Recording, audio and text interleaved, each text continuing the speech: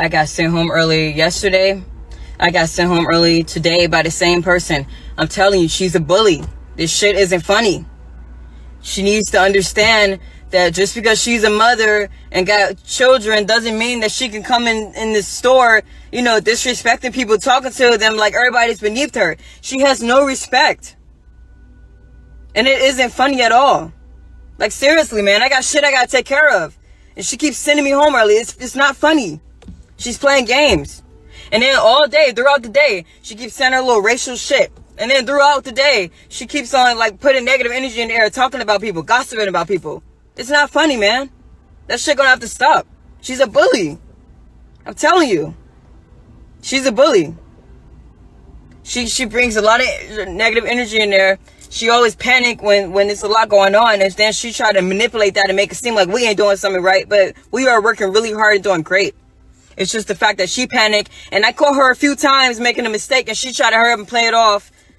You know, nobody's perfect. It's fucking McDonald's. It happens. You know what I mean?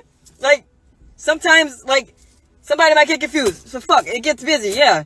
But she needs to stop playing like she don't be making mistakes. I be catching her. So all that animosity and shit that she keep putting in the air and stuff, then trying to tell me I'm always snapping on people. No, that's false. No, I don't snap on people. I don't go in there doing that. I tell her, no, I make peace. That's what I'm doing. I've been creating peace. So all that negative energy that she's bringing in there and trying to manipulate it, no, that's going to stop. All that negative shit she's saying about, you know, her personal life, all of that. No, she's bringing all of that in there and then playing games saying she want to take her belt off and beat somebody. Y'all act like my kids in here. No, we ain't your kids. Respect us. Stop talking to us like that. That shit is crazy. I'm telling you. But to get sent home 2 days in a row, man, and I came in on my off day to make up my time, and she still sends me home early, it's not funny. Somebody will have to do something about that. It's not funny. It's not fair. It isn't funny at all. So, you know, she could keep being a bully if she wants to, but that shit is going to catch up to her. Because it ain't funny at all. It ain't.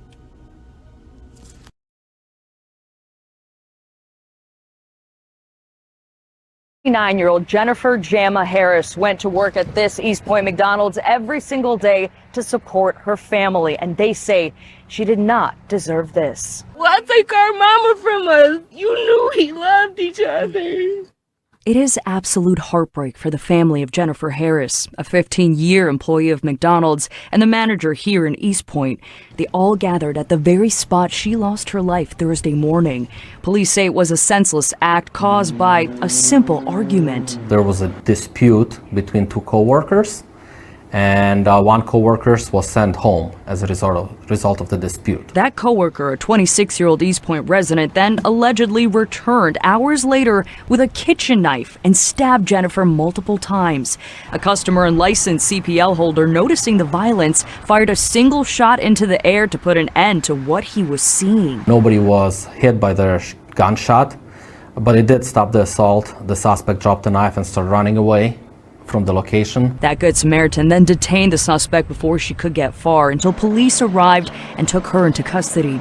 Jennifer was rushed to a local hospital but died due to her injuries. Neighbors say they sometimes hear arguments at this McDonald's, but never anything like this. Goodness, I don't even know what to think, to be honest with you. But, yeah, it's just sad all around. You know, you don't want to see this. The loving mother leaves behind her 6 children, who say they used to visit both their mom and the suspect at work and are confused to why the violence had to escalate this far. We would come up here. We met her co-workers. We met the lady and everything. I don't understand why she had to kill her. We reached out to the owner of this McDonald's, who told us in part, quote, "Violence of any kind is unacceptable in my restaurants, and we are taking this matter extremely seriously."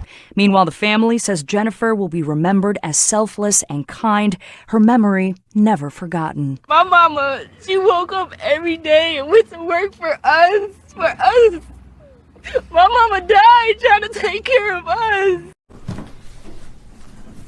Detective Showers, please approach for the swear-to. Please raise your right hand. Do you swear that the information being provided is true and accurate to the best of your information, knowledge, and belief, subject to penalties of perjury? I do. Put your hand down. With regard to the defendant, Afeni Muhammad, please set forth a factual basis for the warrant request. Yes, Your Honor. On 7/10/25, McDonald's employee Afeni Muhammad stabbed McDonald's manager Jennifer Harris multiple times with a kitchen knife at the McDonald's restaurant at 179219 Mile. Harris was not armed at the time and died of her injuries. Prior to the stabbing, Muhammad was sent home by Harris for not performing her work duties and told Harris, "I'll be back." Muhammad was arrested on scene and the knife was recovered. Muhammad admitted that she intended to kill Harris and stated that after she was sent home, she drove to a nearby park, decided to come back and stab Harris with a knife that she had inside of her vehicle. When Muhammad returned to stab Harris, she entered the back entrance with a hooded mask over her face in an attempt to conceal her identity and attempted to flee the scene after the stabbing, but was stopped by an armed customer. And the requested charges are murder in the first degree, count 2, dangerous weapon carrying with unlawful intent, and there's a habitual second notice offense. Is that correct? That is correct, Your Honor. The warrant is being signed and we can proceed to arraignment. Thank you, Your Honor. Calling file number 25354, People versus Afeni Muhammad. Counsel appearances for the record, please. Good afternoon, Your Honor. Sean Haney, public on behalf of the people. Thank you very much, Jennifer. Please, this honorable court, may I feel confident on behalf of Mrs. Muhammad, who does appear to be Zoom. Your name, please, ma'am? Afeni Muhammad.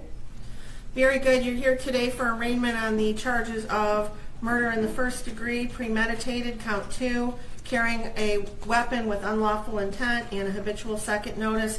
Mr. Licata, how does your client wish to proceed? Thank you very much, Your Honor. At this time, my client is asking the court to enter a not guilty plea. This matter set for a probable cause conference in the preliminary exam.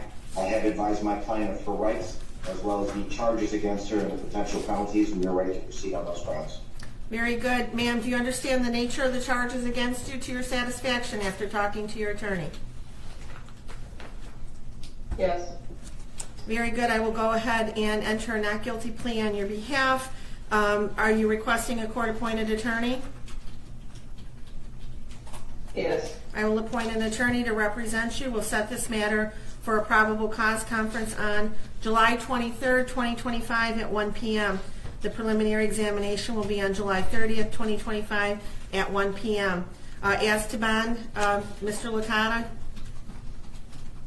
Thank you very much, Your Honor. Just briefly, my client is 26 years old, does live in the great city of Eastpointe.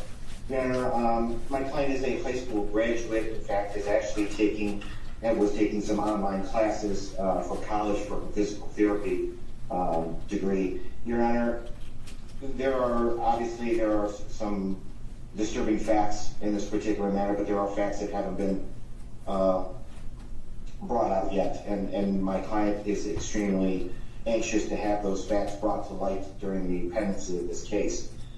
She was in an extremely abusive relationship that was not only mental but physical, that involved alcohol issues, which is where the habitual second stems from, and her prior record. Your Honor, my client is a helpful person. She's a giving person. She's actually is credited with saving a life because of a 60-year-old who had skin cancer that she may go to the doctor to find out that that's exactly what it was, and that person is doing extremely well right now. I understand the facts that have been laid out today in the warrant, but at this time, Your Honor, we are asking the court to consider a bond in this matter that is appropriate, that my client can meet so that she can meet with her attorneys and prepare her defense in this matter. Thank you. Thank you. On behalf of the people? Yes, thank you, Your Honor. Pursuant to court rule, the court is well within its authority to grant no bond involving any case involving murder. In this case, we are requesting no bond for this defendant. Also provided within the court rules are certain factors for this court to consider when determining whether to grant any bond at all, and in this case, we are requesting no bond as I indicated. First of all, the court can consider whether or not this defendant is a threat to the community. She entered a public building with other individuals, other employees that were present. She produced a weapon that was a knife longer than 3 inches, and she stabbed the victim multiple times, up to possibly as many as 15 times, eventually causing her death. There were other employees that were present at the time, some of which attempted to help the victim after the stabbing occurred. That alone is enough to show that there is a threat to the community. She then ran from the building to her vehicle, presumably with the intent to flee from the scene. She was stopped by a helpful bystander. You're also able to consider the likelihood of conviction in this case, given the facts as laid out by Detective Showers and the information that the prosecutors have reviewed in order to charge this defendant. There is a very high likelihood of conviction. And then finally, the defendant does have a prior instance of at least one that I'm aware that involved a stabbing, similar obviously to the stabbing that occurred in this case involving a knife. So given all of those factors and given the fact that this court does have authority to give no bond to defendants charged with murder, I am asking at this time for no bond in this case. Thank you, counsel. The court has reviewed the charges and the circumstances surrounding this case. The defendant is facing various serious charges, including murder in the first degree, which is one of the most serious criminal offenses in our state, carrying penalties up to life without parole. Additionally, carrying a dangerous weapon with unlawful intent further underscores defendant's potential threat to public safety. Defendant has a prior criminal record out of Virginia for malicious wounding. It was actually felony malicious wounding that was reduced to unlawful bodily injury concerning a stabbing, and that is what gives rise to the habitual second. And in determining bond, the court must look to the factors outlined in Michigan Court Rule 6.106. Number one, the seriousness of the offense and the danger posed to the community. The charges here involved a violent crime with a weapon, indicating a substantial risk to the public. The court finds there is a significant threat to public safety, and therefore the bond must reflect that risk. Number two, the weight of the evidence against the defendant. While the evidence is not fully before us and the defendant is cloaked with the presumption of innocence, the nature of the charges along with the prior criminal history suggests that there is substantial evidence against the defendant. Defendant's criminal history: the defendant has a violent criminal past. The history supports the court's concern that the defendant may engage in further violent conduct if she is released. The defendant's ties to the community: while the defendant is relatively young at 26 years of age, there's no indication that she has any significant stabilizing ties to the community that would ensure her return for court appearances. Without these ties, the court is concerned about the likelihood of flight. Number five, defendant's risk of fleeing or failing to appear. Due to the severity of the charges and the habitual offender status, it makes the defendant a high risk for flight. The court finds that this factor weighs heavily in favor of a high bond amount. Substance abuse or mental treatment: although there are no reports at this time suggesting that the defendant suffers from mental health or substance abuse issues that would mitigate the risks posed by defendant's release, the court is, after considering all of these factors, going to be setting bond at $25 million, cash surety only, with conditions. If the defendant is able to meet those conditions, she must be on a GPS steel cuff tether. She is not to leave the state of Michigan. She is to report her address within 24 hours of, she must report any change of address within 24 hours. There would be stringent daily contact with community corrections as to her whereabouts. She also would be required to have alcohol and drug testing as condition of her release. There would be no contact with the family of the decedent. Any witnesses, she is not to return to McDonald's. And if she is unable to post the $25 million bond, she will remain in custody pending further proceedings. And that concludes this matter for today. We will see you back here, ma'am, on July 23rd at 1 o'clock for your probable cause conference. Thank you. Thank you, Your Honor. Thank you very much, Your Honor.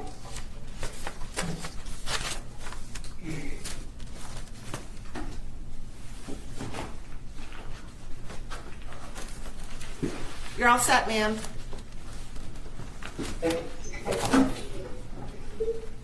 I think